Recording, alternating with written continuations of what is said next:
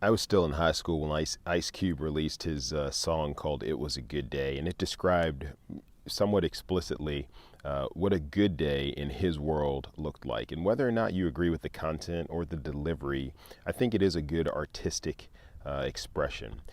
Then on the opposite end of the spectrum, in many ways, is a short story that our 7-year-old recently had to write for a homework assignment for school. She's in second grade. And the assignment was to describe what the worst day she could imagine looked like. And this was a great assignment because it made her think through what she doesn't like. It helps us as parents understand what's maybe important to her. And her examples included things like forgetting part of her lunch or forgetting her lunch when going to school or falling off of her bike and a host of other things like that. And all of this got me thinking. I was thinking, what is it that makes good days good and bad days bad?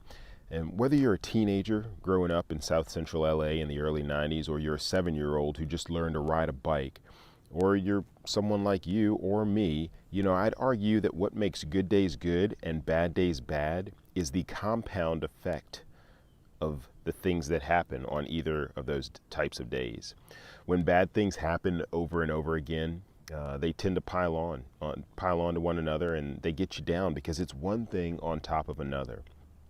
For example, maybe we give into a craving while we're trying to follow a meal plan, and we miss a few days of exercise because of a cold or because one of the kids is sick. And now before you know it, you're in a downward spiral and you're thinking, man, I just can't do anything right in this fitness area.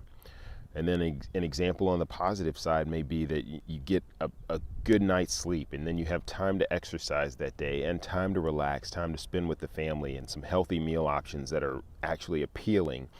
And you get some time outdoors. And those things may add up to a healthy day for you. But the funny thing is that if only one of those things occurred, maybe on separate days, you would probably consider those days to be just okay.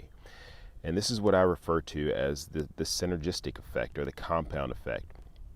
So what does that have to do with health? Well, small things add up. They add up to a positive feeling or a negative one, and they can build on one another over time to create a healthy lifestyle, or conversely, they can leave you constantly defeated and down. So the takeaway is this. It's that small things matter. Those small things add up to both real successes like healthier bodies and perceived successes like having good days or bad days. So start small, improve gradually, and reap the benefits for a long time. Before you know it, almost every day could turn out to be a good day. And do me a favor, go ahead and share this if you don't mind. You never know whether it might actually add to the things that is making someone else's day a good one. Thanks for listening.